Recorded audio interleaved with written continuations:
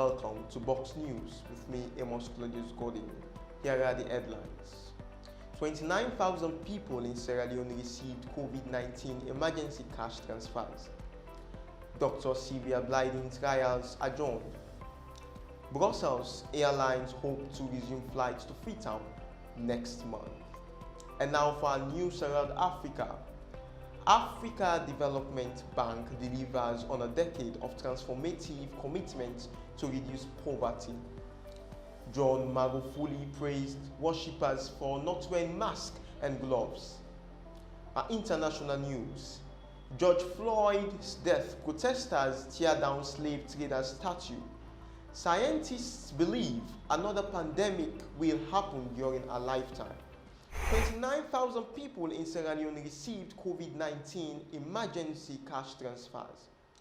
Following the declaration of the state of public health emergency by the government of Sierra Leone to prevent the spread of COVID-19, the National Commission for Social Action has been on the front line, providing not only personal protective equipment to persons with disability, but also has aligned its operational framework with the New Directions Aspiration Development Plan.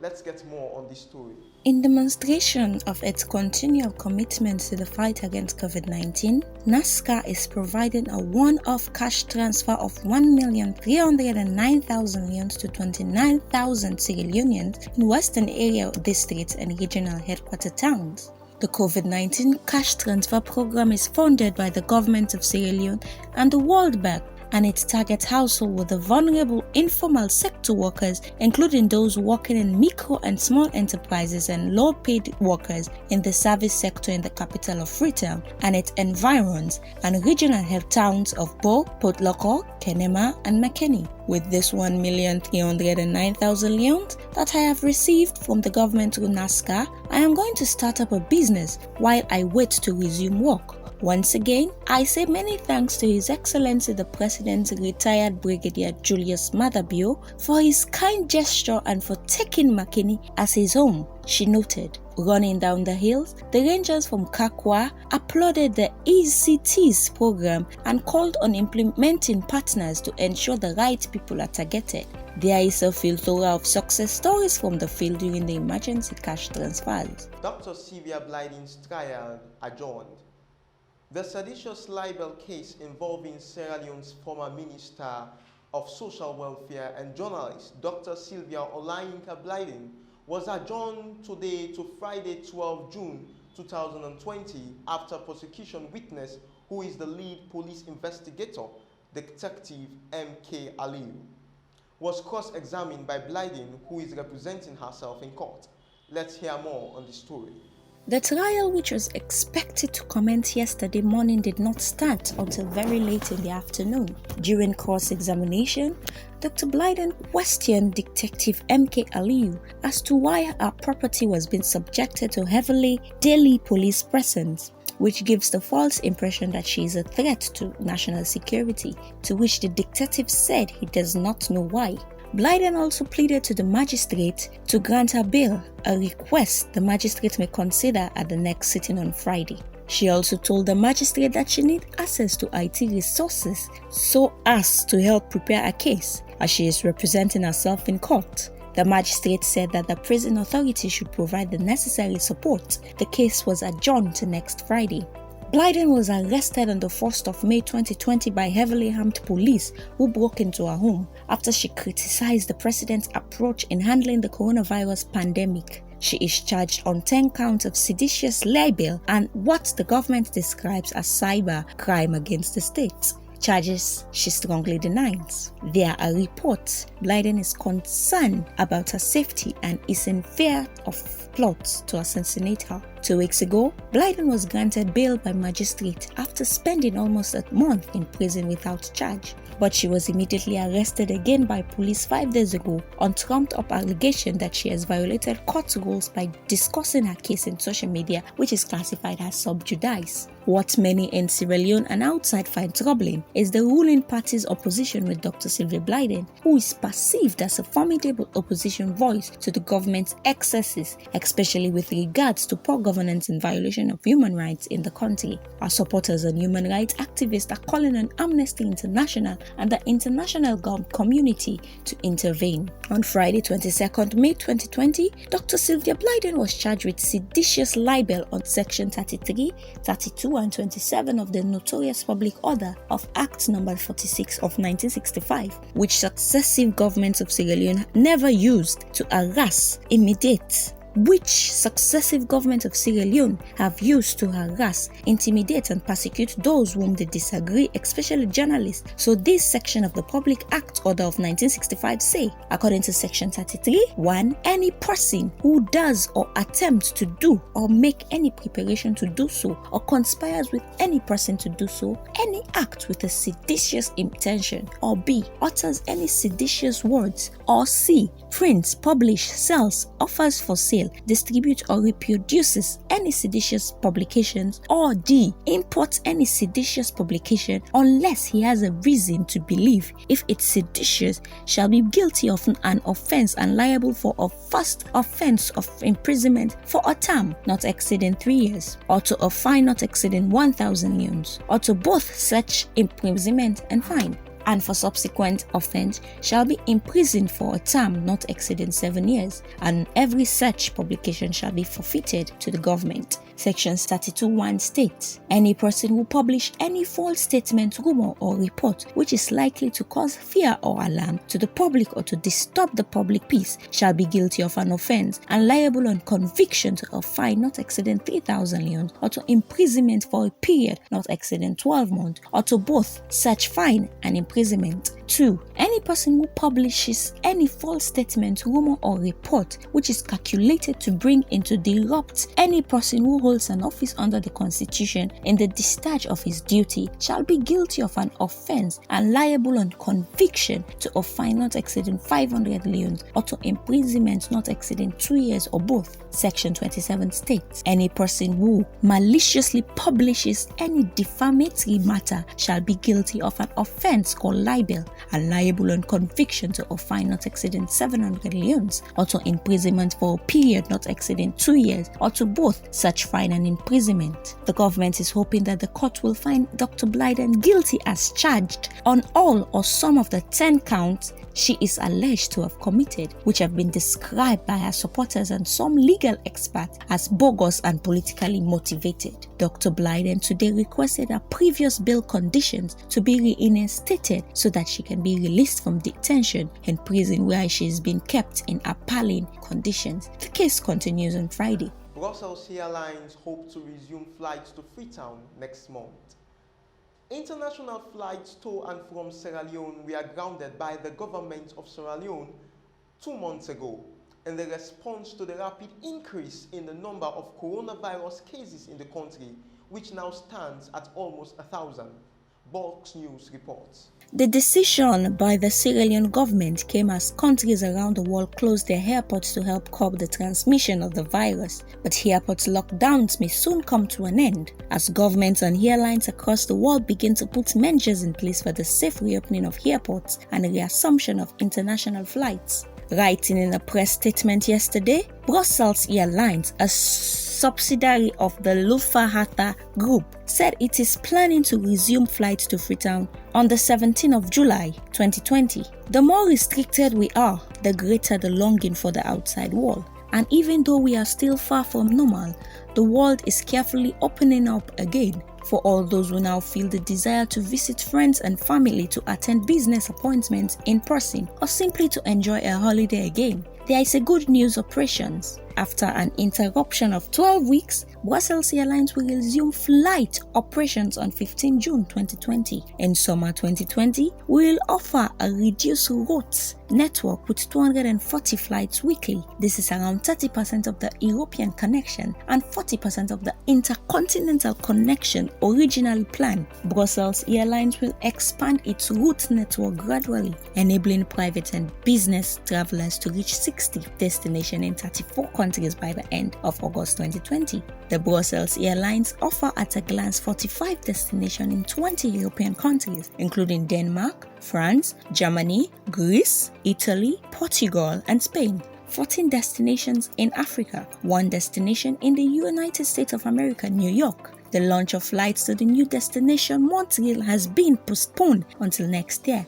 Flights from Freetown will restart from the 17th of July, subject to the lifting of actual travel restriction and approval of schedule by the authorities of Sierra Leone. Flights will operate to from Freetown on July 17 and 21, August 18 and 28. Regular weekly schedules will start from September.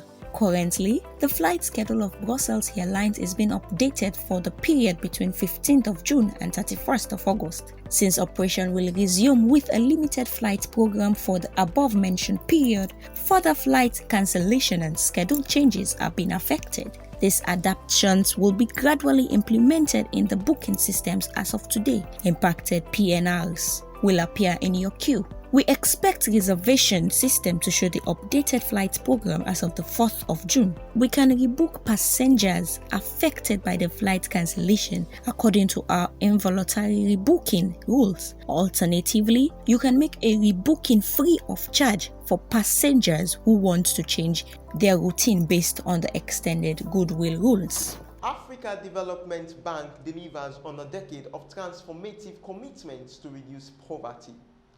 For the past 5 decades, the African Development Bank Group has been at the forefront of driving economic transformation, leveraging its diverse resources and unique know-how as an indigenous development finance institution.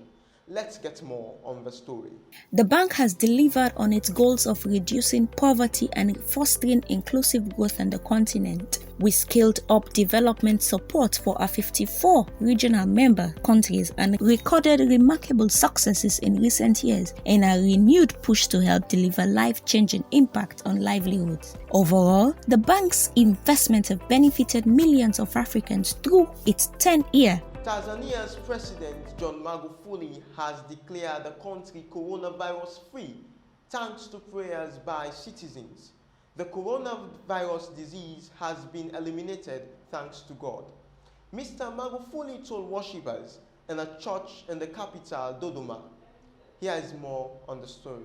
Mr. Magufuli has repeatedly said the health crisis has been exaggerated and urged people to attend services in church and mosques, saying that people can vanquish the virus. I want to thank Tanzanians of all faiths. We have been praying and fasting for God to save us from the pandemic that has afflicted our country and the world, but God has answered us. I believe and I certain that many Tanzanians believe that the corona disease has been eliminated by God, he told worshippers on Sunday in Dodoma. His remarks were welcomed with applaud and celebratory illusion. Mr. Magufuli also commended the priests and worshippers for not wearing gloves and masks to protect themselves from the virus.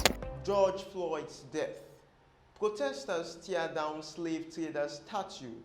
A slave trader statue in Bristol has been torn down and thrown into the harbour during a second day of anti-racism protests across the United Kingdom. It came after the largely peaceful demonstrations in London on Sunday ended in some clashes with the police.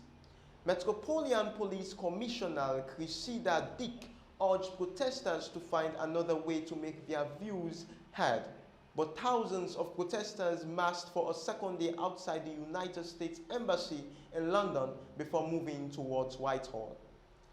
Other protests have been taking place in Manchester, Wolverhampton, Nottingham, Glasgow, and Edinburgh.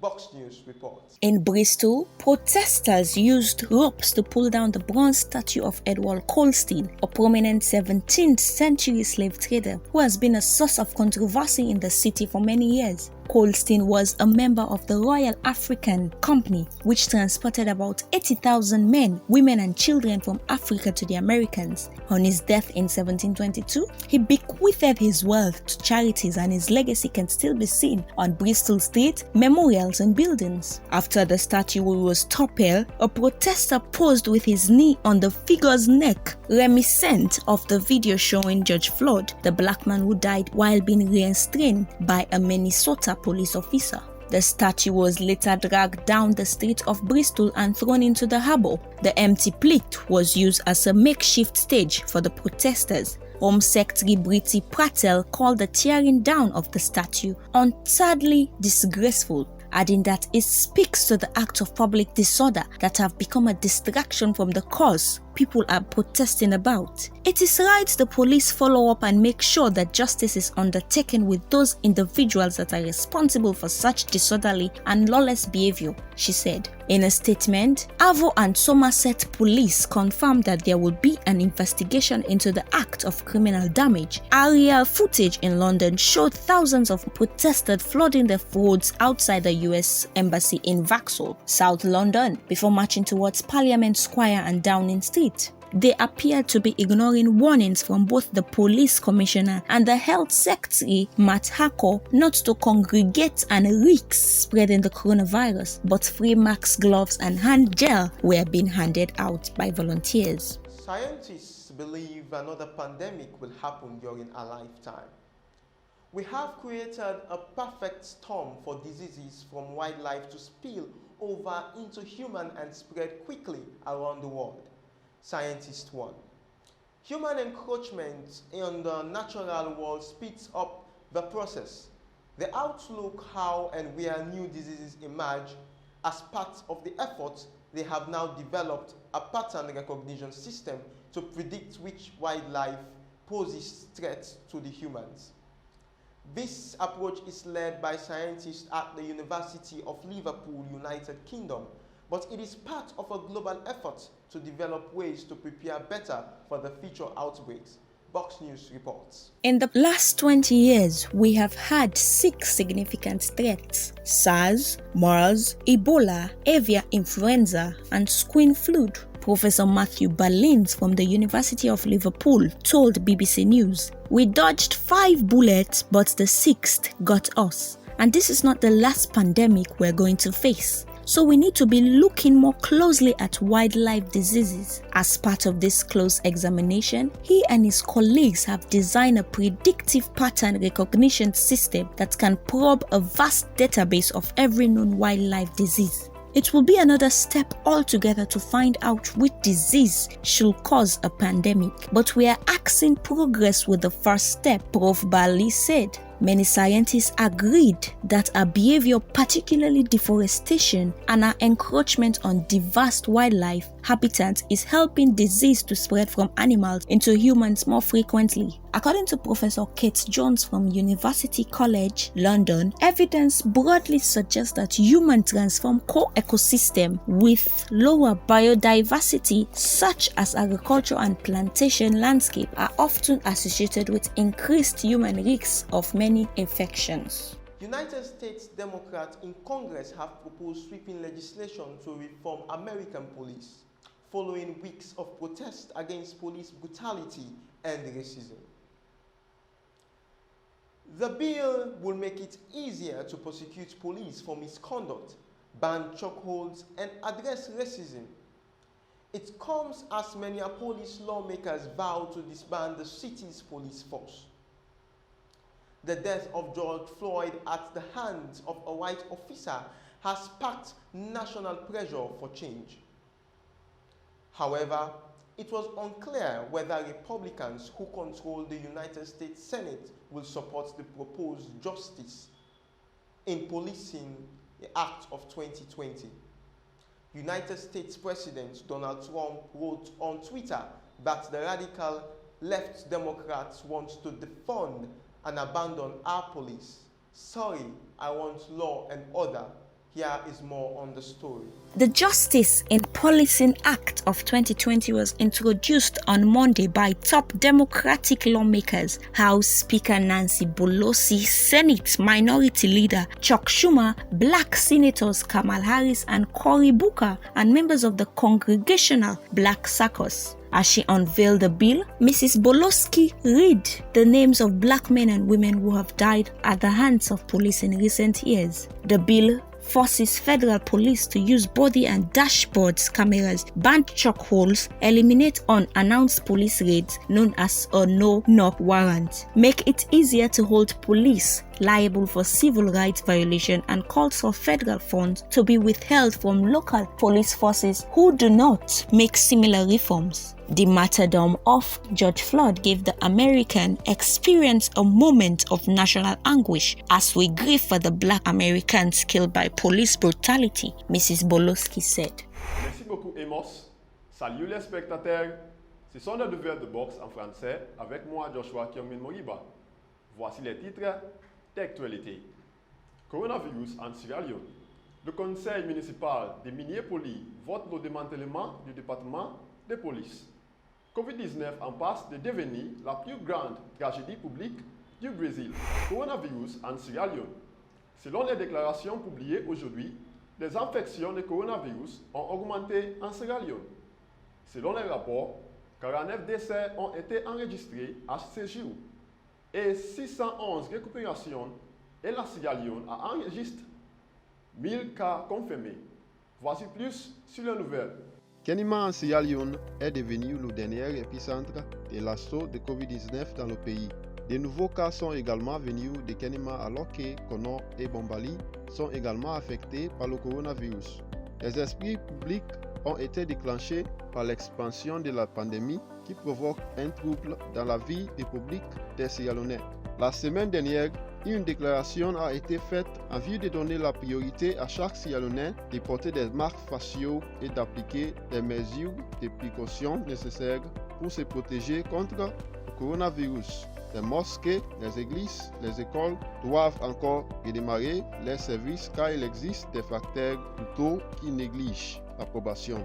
Son Excellence le président de Sierra Leone, Julius Maada Bio, a exhorté les hommes du pays à se conformer aux règles de l'épidémie et à aider dans la lutte contre la COVID-19. Le conseil municipal de Minneapolis vote au démantèlement du département de police.